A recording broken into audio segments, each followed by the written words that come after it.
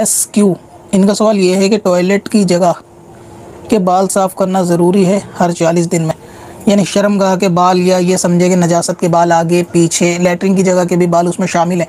बाज़ लोग ये भी सवाल करते हैं कि टॉयलेट की जगह मतलब आगे के या पीछे के, तो दोनों जगह के उस पूरे हिस्से के बालों को साफ़ करना ये ज़रूरी है 40 दिन के अंदर अंदर। 40 दिन से ज़्यादा होंगे और इसकी बंदा आदत बनाएगा कि हमेशा यही मामला उसका होता हो कि 40 दिन से ऊपर करेगा तो गुनाहगार है, तो इसलिए इसको साफ़ करना ज़रूरी है। बेहतर ये है कि हर हफ़्ते करे जाए। अगर हर हफ़्ते आसानी नहीं है, मसरूफ़ है, लाइफ बिज़ी है, तो कम से कम 15 दिन में, वरना फिर एक डेट मुकर्रर करे कि हर महीने उसको कर लिया जाए।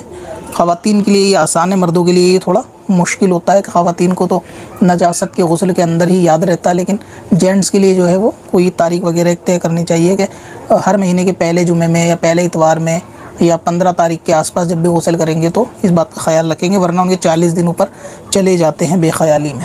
अब अपनी वेबसाइट ब्लॉग के लिए होस्टिंग खरीदें qadrihosting.com से।